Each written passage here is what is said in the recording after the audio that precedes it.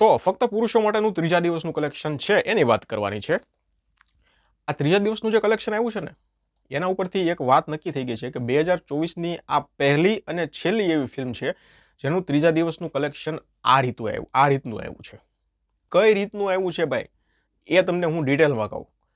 ઓક્યુપન્સીથી શરૂઆત કરીએ આપણે. રવિવારની ઓક્યુપન્સી ત્રીજા દિવસની રહી 48.79%. મોર્નિંગ શોમાં 14.16% હતી, આફ્ટરનૂન શોમાં 53.83%, ઇવનિંગ શોમાં 65.77% અને નાઇટ શોમાં 61.36%ની ઓક્યુપન્સી હતી. હજી જન્માષ્ટમીનો તહેવાર તો બાકી છે, એટલે જન્માષ્ટમીના તહેવારમાં ઓક્યુપન્સી તો હું કહું ને તો નાઇટ શોની અત્યારે જે 61% છે ને, લગભગ મને એવું લાગે છે કે 75-80% અરાઉન્ડની તો જશે જ નાઇટ શોની ઓક્યુપન્સી.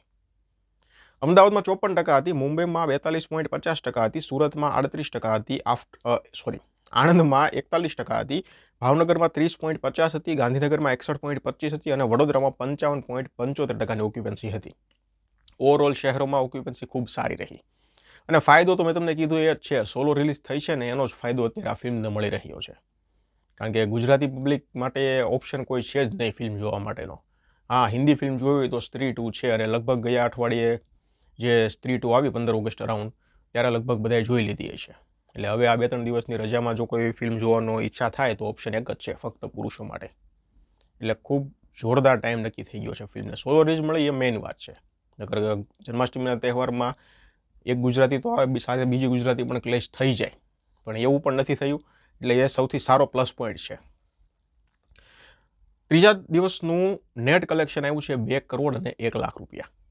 વિચાર કરો તમે, નેટ 2 કરોડ અને 1 લાખ રૂપિયા. એટલે મેં આગળ કીધું 2024ની આ પહેલી ફિલ્મ છે અને લગભગ છેલ્લી જ ગણો.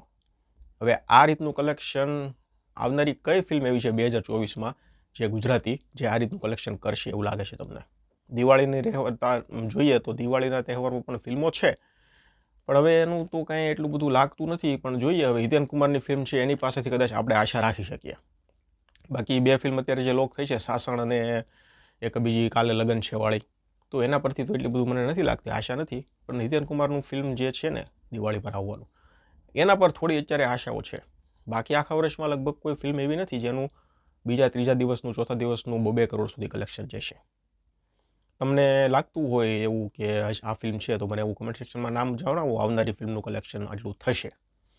નેટ કલેક્શન 3 દિવસનું 3 કરોડ અને 3 લાખ રૂપિયા થઈ ગયું છે. આંકડો જુઓ તમે, 3 દિવસ 3 કરોડ અને 3 લાખ રૂપિયા બોક્સ ઓફિસ કલેક્શન થઈ ગયું છે. અને ડેફિનેટલી સોમવારે કલેક્શન હજી વધશે જ. કેટલું વધશે એ હવે આવતીકાલે રિપોર્ટ આવે ને ત્યારે આપણે જોઈ લઈશું.